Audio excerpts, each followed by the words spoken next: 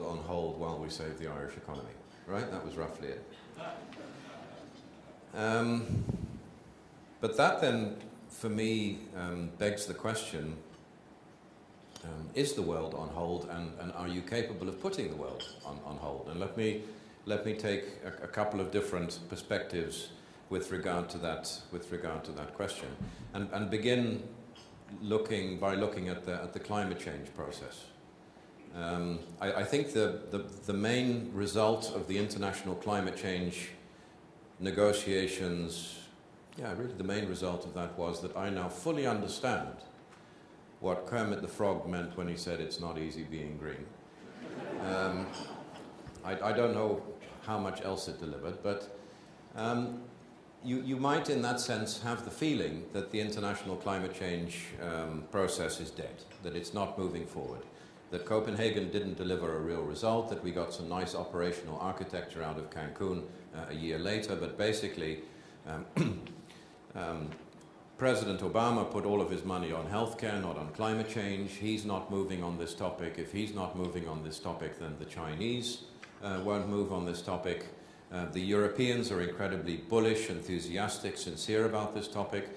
But how do you explain to European voters that Europe is moving ahead, taking new obligations, when the United States and China are not? So you could, I think, legitimately argue that that process is incredibly stuck from a political point of view.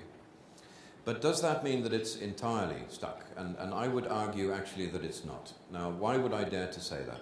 I would dare to say that, first of all, because since Copenhagen, all 42 industrialized countries have put emission reduction targets on the table and are writing those emission reduction targets into national legislation.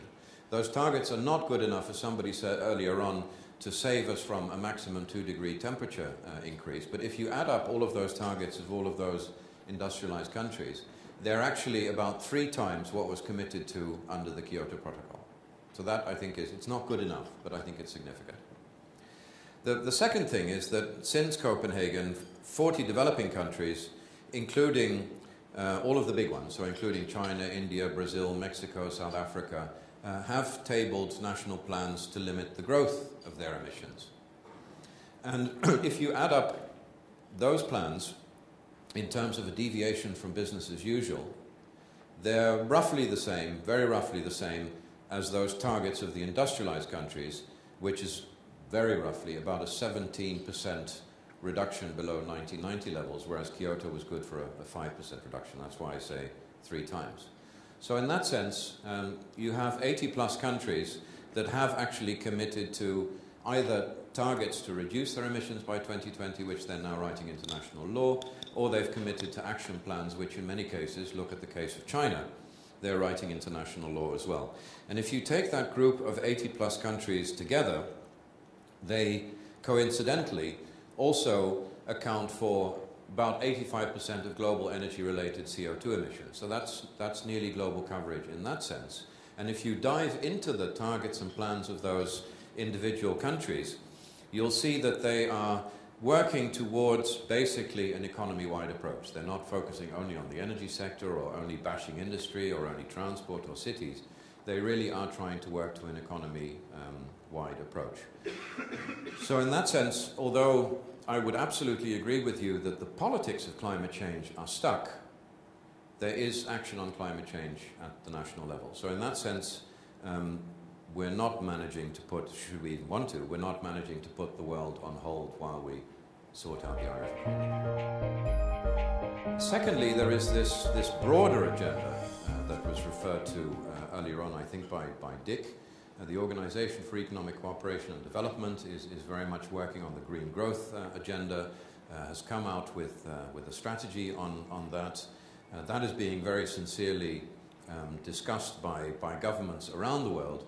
And I think that broader agenda on green growth or sustainable growth, however you want to call it, is going to be the centerpiece of a celebration next year of the fact that 20 years ago we had in Rio the United Nations Conference on Environment and Development. So what I see is the political agenda internationally through the OECD and others, that political agenda beginning to broaden to focus more on sustainability and countries picking up very seriously on that theme.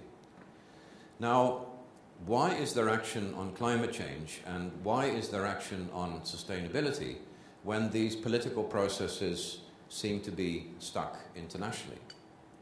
And I think that that's for a reason that has been also by Dick very briefly referred to, namely a number of trends around the world which leaders really are leaders, and then I mean leaders of businesses and leaders of countries, perhaps even leaders of families at home, are becoming increasingly concerned about. And those are trends, I won't go into them now, that relate to energy prices, energy security, material scarcity, population growth, and the interaction between those trends.